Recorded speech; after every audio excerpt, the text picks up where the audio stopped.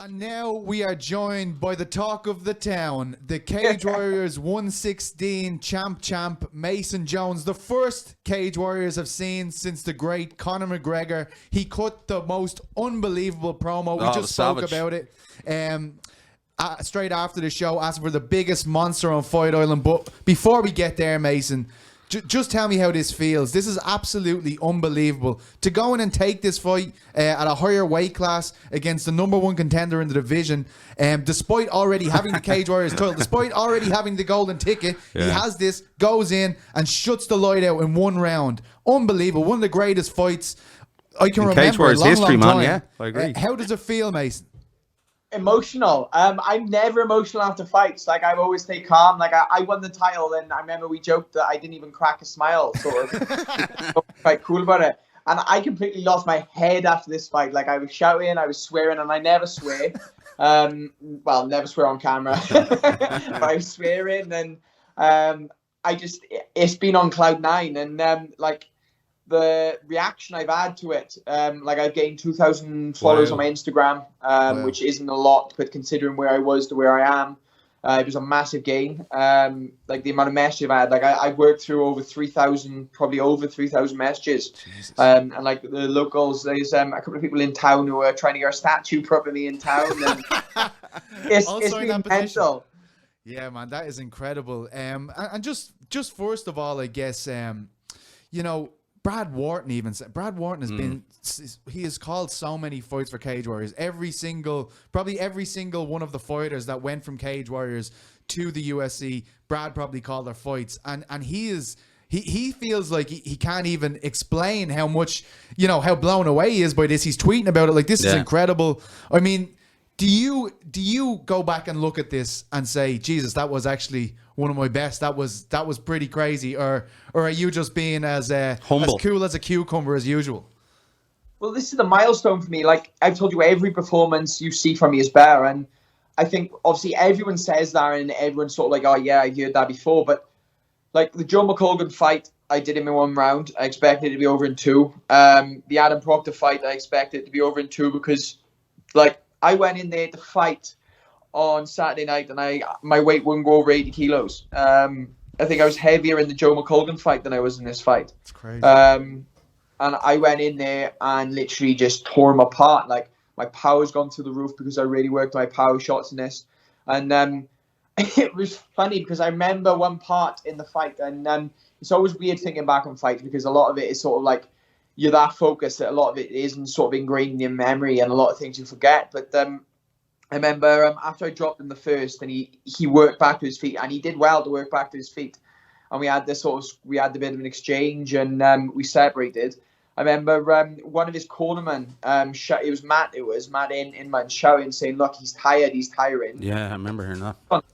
And I literally laughed at that point in the fight because, like, I didn't even go out the first gear then. I was still plodding along, and I was like, "Oh yeah, you think I'm tired?" I was like, "Here we go again then."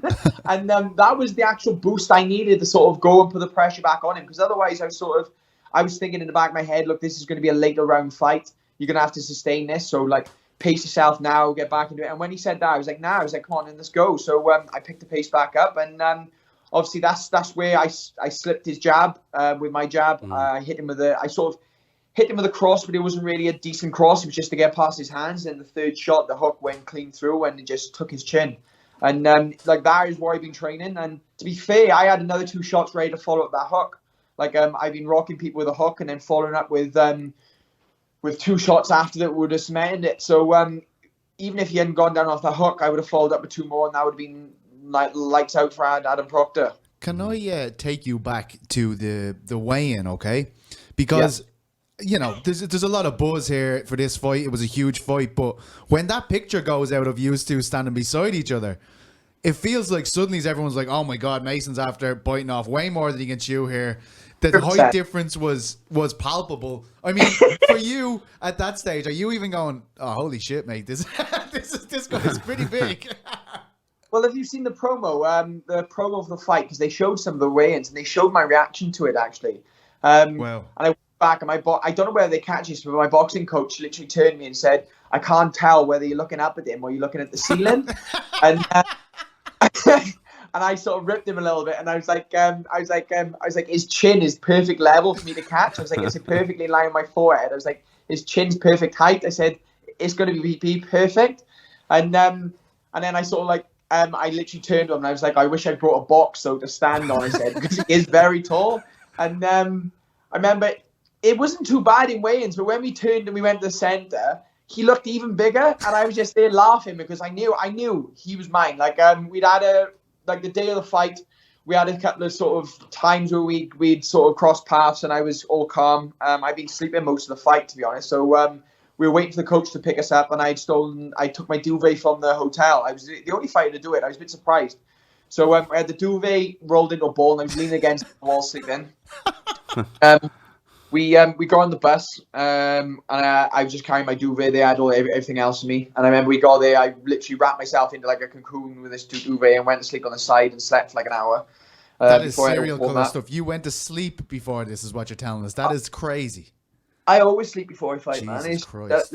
That's long, just old school way. I try and stay as calm as possible. And I'll never watch fights on fight day. I watched Aaron fight. I watched the that was some performance night cards, and then the Friday I couldn't watch. We watched Die Hard instead because my strength picks up too much.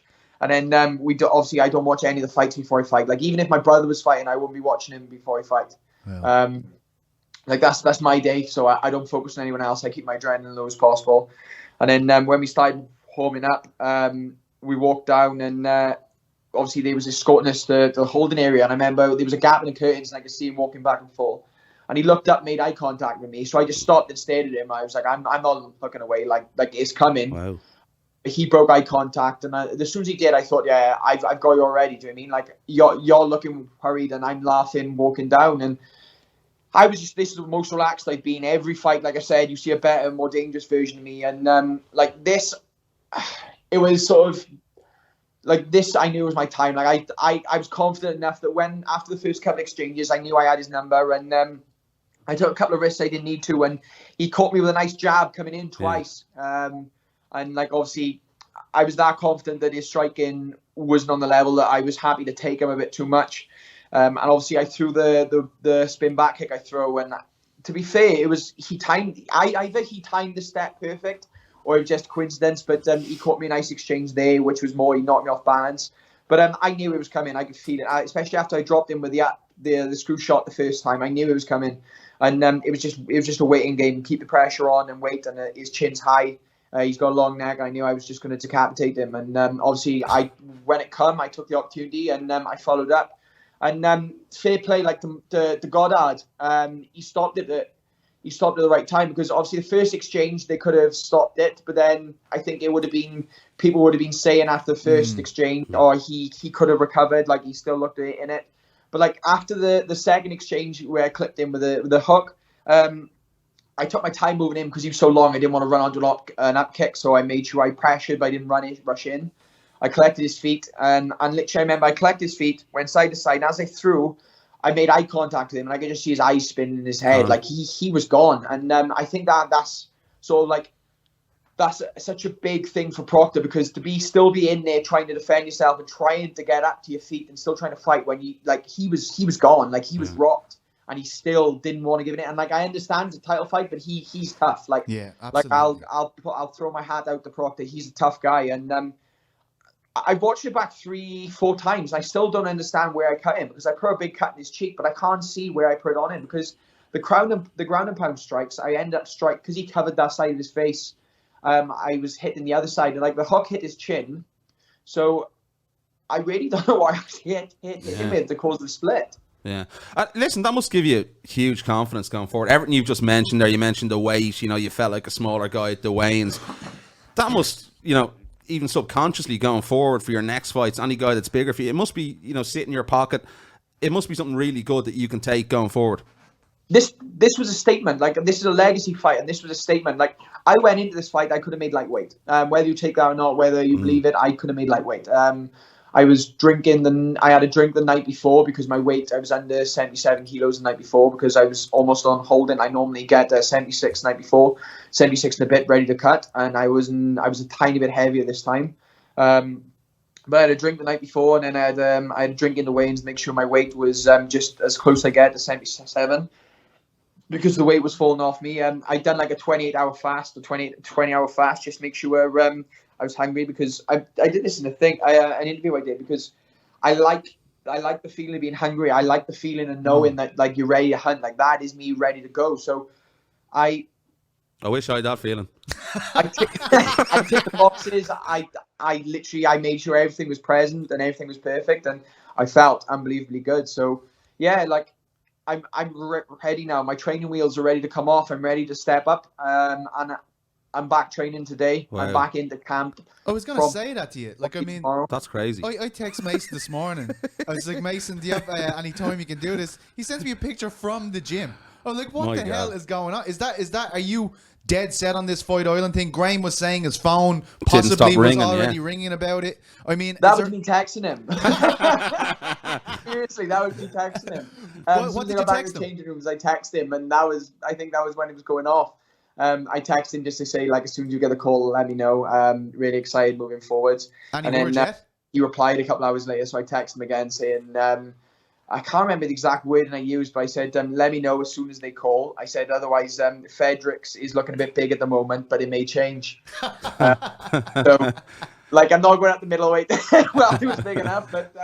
But you're that confident, man. You just said, let me know when they call. Has Graham said they've been on the phone? Has there been any kind of interaction yet? Well, it's only been a day. We should probably calm down a bit, I guess. Dana's having a sleep today, a little nap.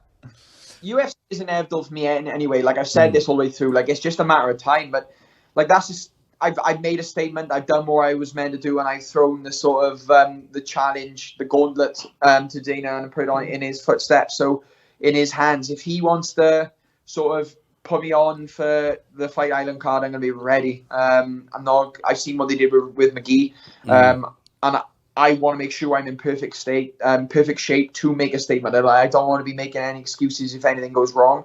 So I'm going to go out there and prepare the best I can, and that means getting back into camp. And like after the fight, my folks were ordering food, so I had a slice of pizza. How dare you? Disgraceful. So yeah, I've had a feed today. I've still ate a long tired. I just ate a tiny bit too much. My coach went and had some.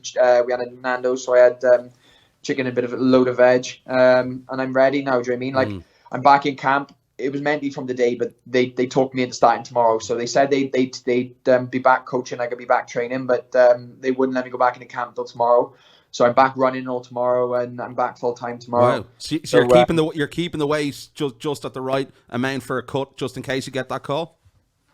Yeah, and like you wouldn't notice in the fight because for some reason I don't know what I do. I think it's just the way I hold water. But like the best shape I think fight wise I've been in was the Desmay fight. Like that was the best shape I looked for the photos and stuff the day before.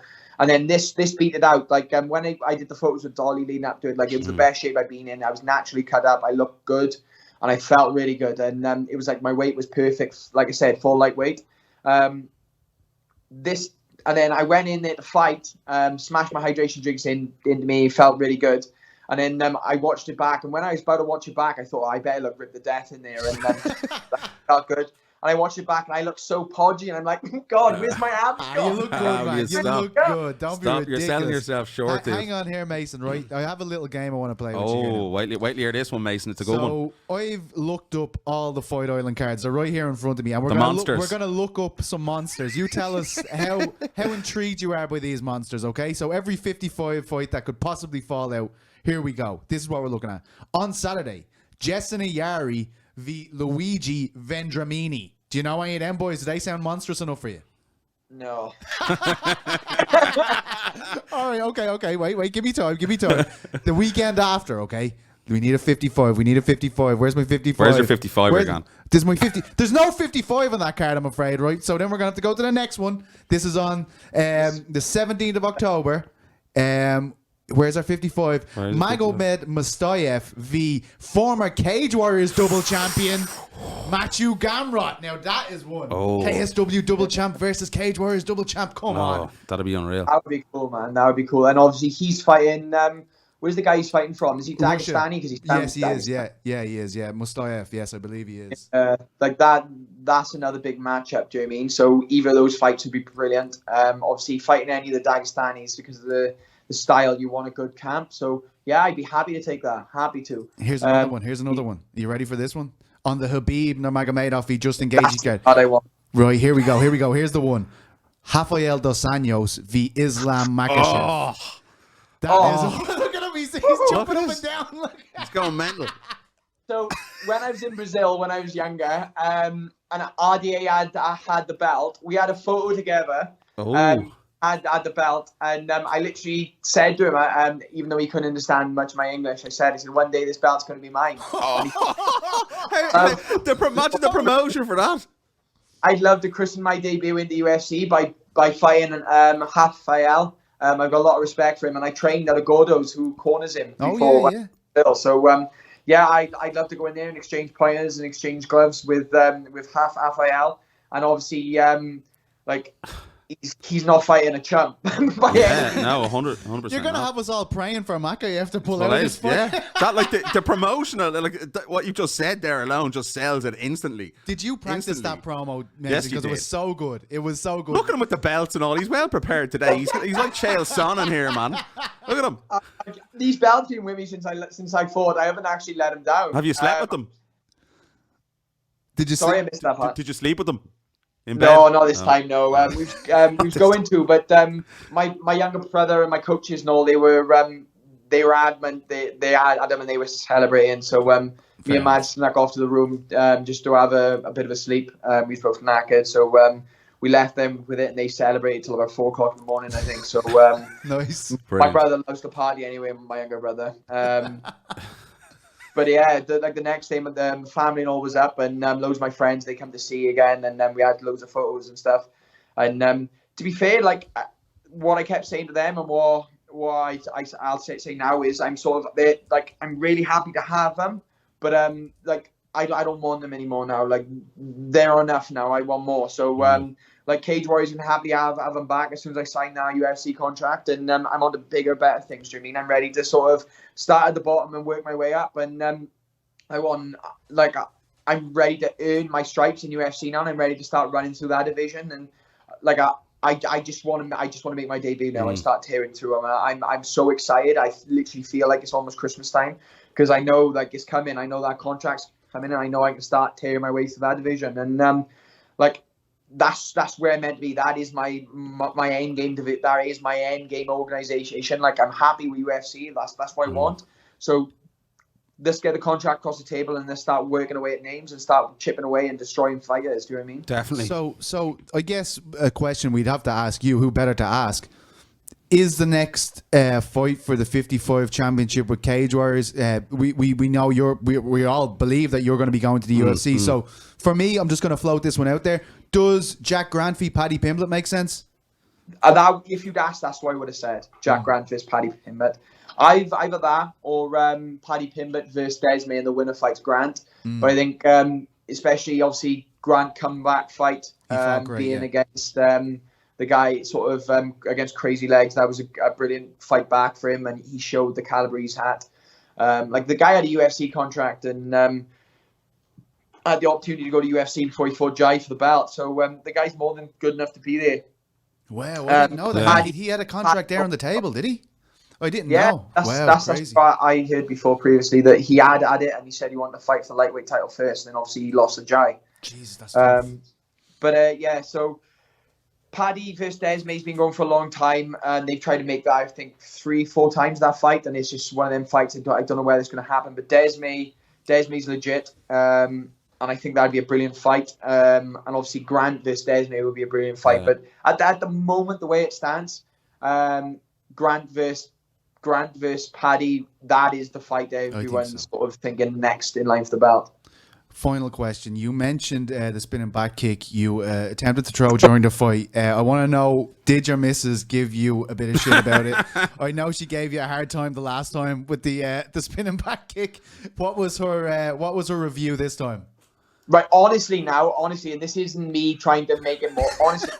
We spoke about it. She said if you'd got knocked out after throwing that kick, she said, I would have not been able to speak to any of my Taekwondo friends. She said, I just have to delete social media. That was her reply. Oh Not my God. like, oh, like the time was wrong. She was like, you literally come close to like ruining my whole with all my Taekwondo fires. She said, like, I was like, to be fair, I was like, I just timed it wrong. She was like, yeah, you think? I was like, oh, thanks, man. It was a beautiful moment that was captured though afterwards to see you with your family and your girlfriend. unreal. Of course, for those who don't know, Mason's girlfriend has represented Great Britain at a very, very high level for Taekwondo. That's why we always ask him about these kicks. Do you think you'll ever be as good as her at kicking? Pardon? Sorry, I talked to the top of you. Do you think you'll ever be as good as her at kicking? Oh no, definitely not. Like the way she kicks is next level. But I'm hoping to get my kicks up to a level which is acceptable. That's my goal. My goal is to be able to box on the level of a world champion boxer, be able to wrestle with Olympic level wrestlers, and be able to kick the same level as Olympic level Taekwondo fighter, as well as mix up the knees and the elbows with some legit level ties. Like that is my goal, to be as good. Oh, and obviously the jiu-jitsu, like MMA jiu-jitsu is slightly different, but I still want to be up there with the best of the best. Do you know what I mean? Like that's my goal, to perfect my whole round game. And I'm slowly getting better. Do you know what I mean? Every area I work, like I work with world champion boxers and boxers who's fought for world titles. Like that was why I was so happy walking through his shots. Like I trained with Jamie Cox. Like Jamie Cox, 25-2. He fought George Groves for a world title. Dangerous southpaw. And like when he came out southpaw, I think they thought, oh, everything he does is orthodox. He'll come out southpaw and we'll make it difficult for him. And it literally was just like, oh, well, I'm going to hesitate now because I'm going to wait him out, actually. I was going to wait, see what he did, so I'll start working the calf and like feel him out a bit. And as soon as he came out southpaw, I was like, oh, I'll just pressure the shoulder. And my goal was to press the shoulder, and every time he switched to southpaw, throw the body kick and try and break his ribs. And when he came out southpaw, I was just like, oh, here we go then. And I smashed the body kick in, started working, and it didn't take him long to switch back orthodox. Well, whatever you did, Mason, it was an absolute masterclass. I can't wait for this RDA fight now, Pete. I can't wait for it. I'm sweating. I hope he stays completely fit. He's just like, oh, no, I don't fancy it.